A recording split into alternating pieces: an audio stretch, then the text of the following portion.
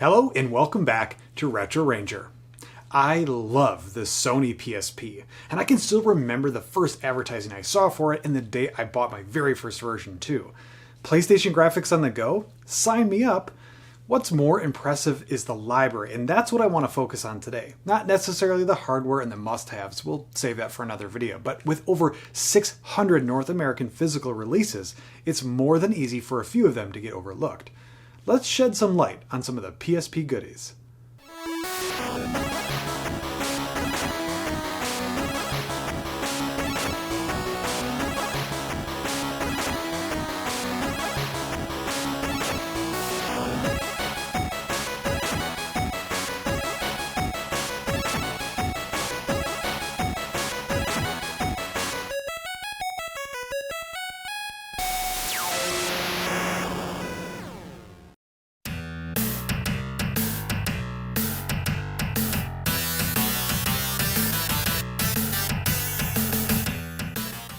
Okay, first up is a compilation of EA games on a single UMD called EA Replay.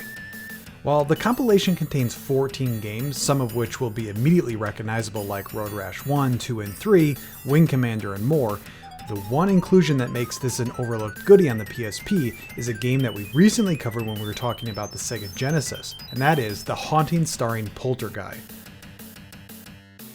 As mentioned there, I really enjoyed this game, and I'm bummed that I learned of it only recently. You play as a ghost of a dead teenager that seeks revenge on a family whose father's company makes defective skateboards, which was the cause of your untimely end. Your job is to scare the pants off the entire family, causing them to run out of the house completely and be forced to move.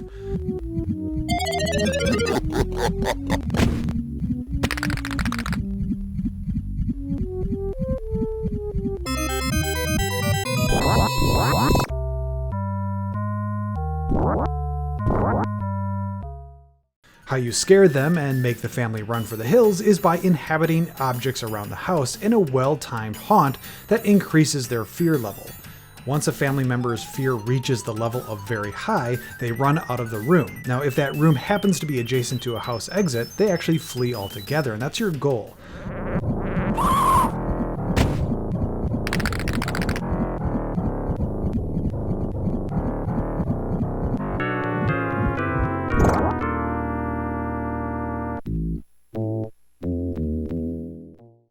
Of course, you'll have to keep efficient in doing so, as a timer is kept on the bottom of the screen to track your time left.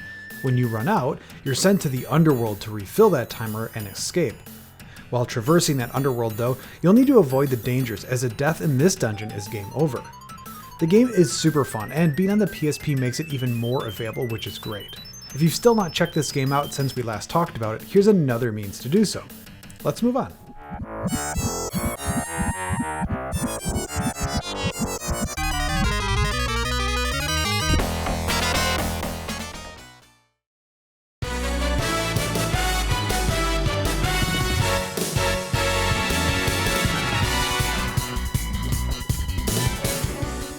Okay, next up is a game with quite the interesting title. This is Z.H.P. Unlosing Ranger vs. Darkdeath Evilman.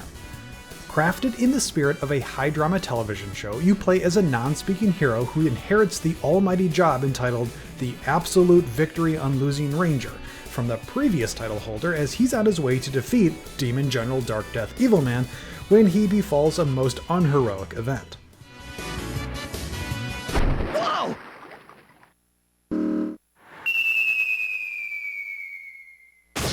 You there, plain little pedestrian. Now then, take this morphing belt. With this, any weakling off the streets can turn into the Unlosing Ranger. The world is now in your hands. The game world encompasses both Earth and its parallel counterpart Bizarro Earth. The connection between these worlds is strong, and each has an impact on one another. To help prevent issues on Earth, a heroic training facility is established to resolve issues in the dungeons of Bizarro Earth. These dungeons are randomly generated and follow a typical roguelike pattern of resetting your hero's level each new dungeon, but what you gain inside being added to the total on conclusion. Dungeon layouts consist of multiple floors and sometimes include a boss to cap it off.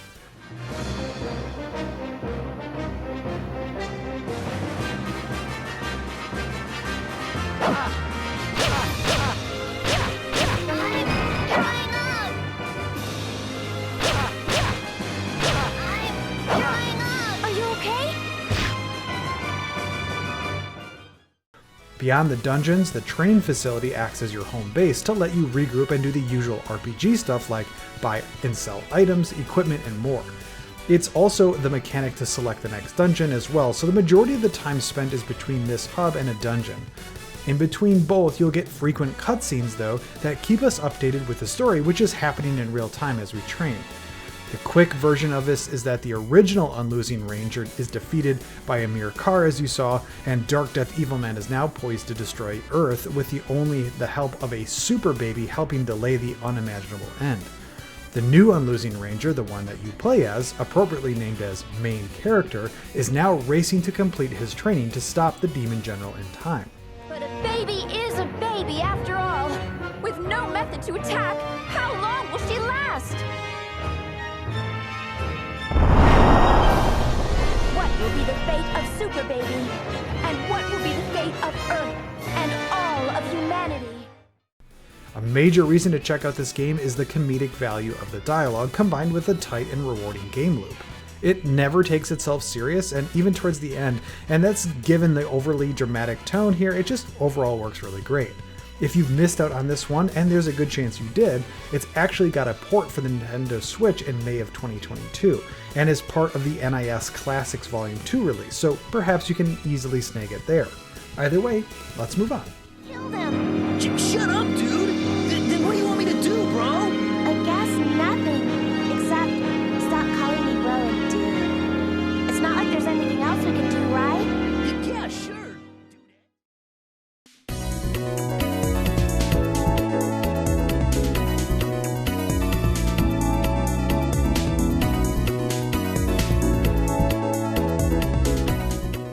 Okay, this is MegaMan Powered Up, which is a remaster of the original Mega Man game that started it all. I can hear some already asking, how many times can we play the re-released versions of these same classic Mega Man games? And while that's a fair question, this is much more than your standard re-release, and it easily could be considered a remake. The graphics have been reworked and can be chosen to see a widescreen versus a classic 4x3, which the game refers to as old style. Both are solid options, but in the spirit of a remake, I'm going to go with the updated widescreen version here. The usual format will of course still be here, where you need to take down the robot masters to move forward and finish the game. However, one interesting quirk is that if you take down an enemy with your buster, that robot master becomes unlocked to use as a playable character in further level progression, instead of just getting their weapon. This is a cool twist for sure, and elevates a reason to play this version over the graphics update alone.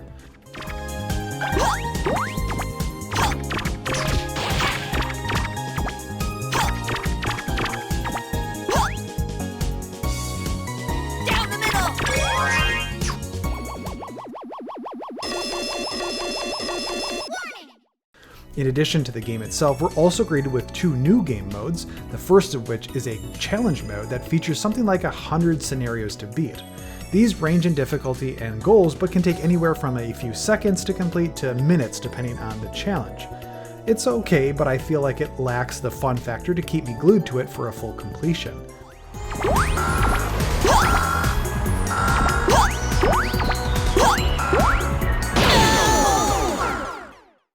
The second game mode, however, is where it really gets exciting. It's a level editor. 9 years before the world exploded with Super Mario Maker, we get a very similar concept for the Blue Bomber, and it works really well here.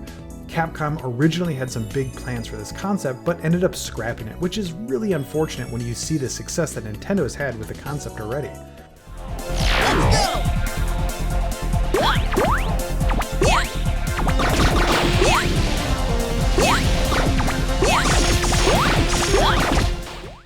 Overall, it's clearly more than your standard re-release, and since it's on a portable system, you can't go wrong. However, I do hope that we see Capcom throw their hat back in this ring again sometime in the future.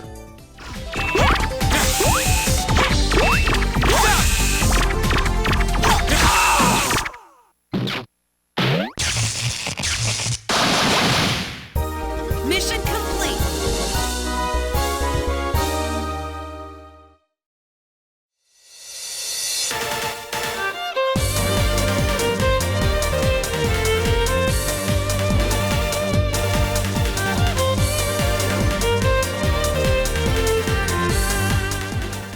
Alright, this is Ys, the Oath in Felghana. We recently talked about Ys Memories of Celceta for the PlayStation Vita and TV, but I really can't get enough of this series, and Oath in Felghana is no exception. If you're already a super fan of the series and you've played Ys 3, you'll recognize this game as a remake, which changes up some of the minor story elements and pacing components and replaces that 2D side-scroller of the original. This is another solid entry into the Ys series, which I can't recommend enough, and it's another chance to involve our beloved Dogi from a few other games in the series as well. In fact, it takes place in Dogi's hometown before it's discovered that the townsfolk are in trouble and need an adventure. Of course, you'll play as Adol again, and he's always up for saving the town. The combat will feel super familiar for fans of the series, and always over-the-top bosses of course make a return here as well.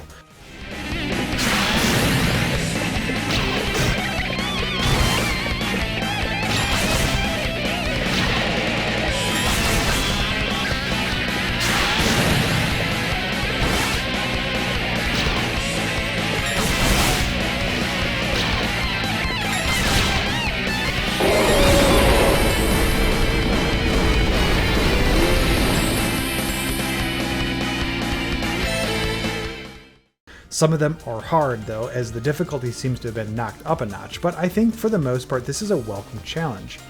Another aspect series fans will fall right in love with is the audio department. The fast and heavy rock is here again and elevates the fast pace and difficult combat to the expected levels of an Ys game.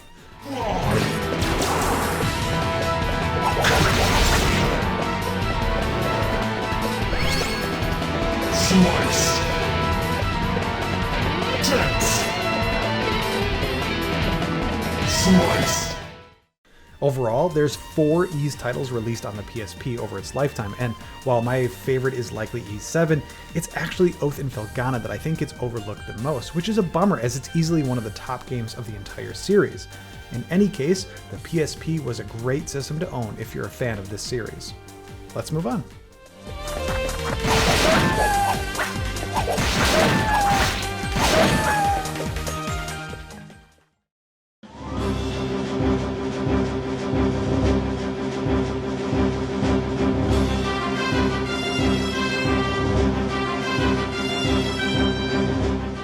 Next up is the Power Stone Collection. In 1999, Power Stone debuted for the Sega Dreamcast, and it quickly won over fans with its impressive and colorful graphics, arcade fighting innovations, and of course, its incredibly fun game mechanics.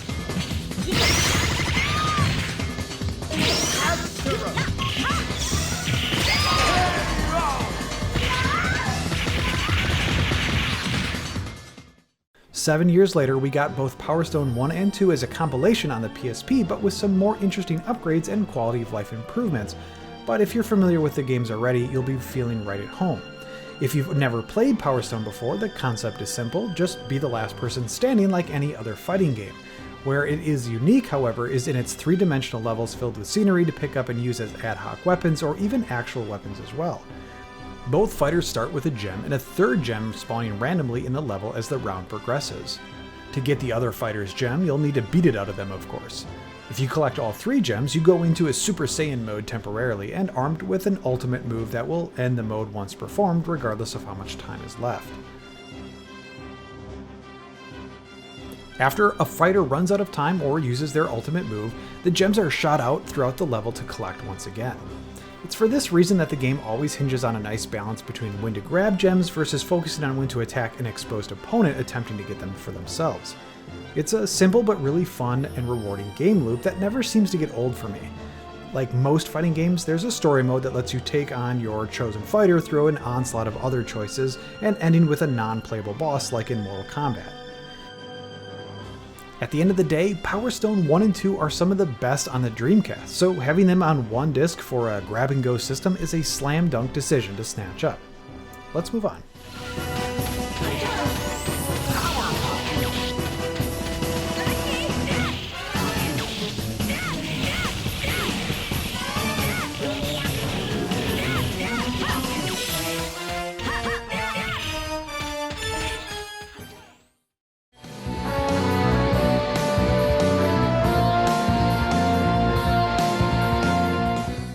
Alright, here's a truly overlooked game.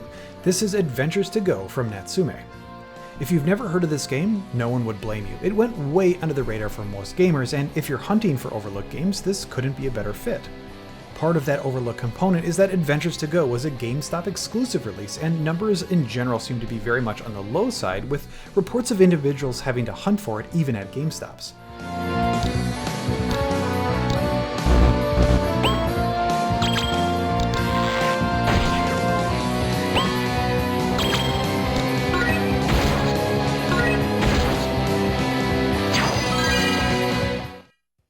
The game itself has you take control of Finn in this unique RPG that mixes some action, light story, and strategy RPG combat elements together to form its foundation. Finn is thrust into adventuring to help keep his family afloat from poverty and joins a local boot camp for adventurers. He comes up with a plan to stick around town and earn money over heading out to the greater world where it's fraught with risk and danger. As you collect quests, you'll be adventuring in dungeons that are procedurally created to complete your tasks. While inside, battles are random like most RPGs at the time, but surprisingly feature a grid-based strategy system which kind of feels out of place with the overall lightness of the game. It works and it's fun though, and it uses an action point mechanic to drive how much you or your party members can do in a turn. Since you can bank these points for future turns, I actually really enjoyed this twist on the style. Another spot of innovation is in the concept of designing your own dungeons by combining things like locations and monster types together to formulate a new generated dungeon. This is required by some of the quests and will gate the requirements to complete behind certain combinations of dungeons.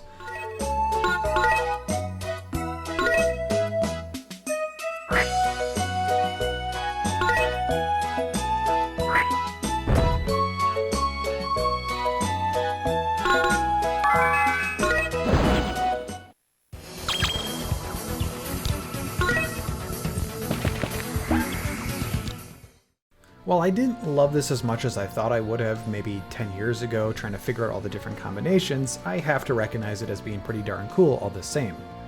The graphics are great for this system, and despite the story and its characters lacking any real sense of, grandiose, the overall conclusion of the game is still enjoyable. Since I'm guessing most have never heard of this title, it might be worth your time to snag up.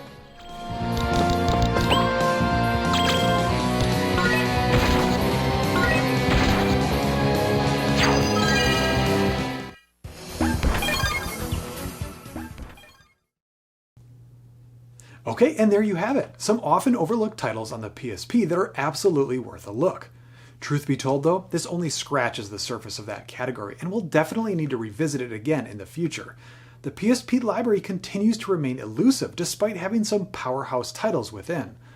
Given the broad types of games released, I'm curious to know which ones are on your list as overlooked goodies, and we'll prioritize those in particular for the next round.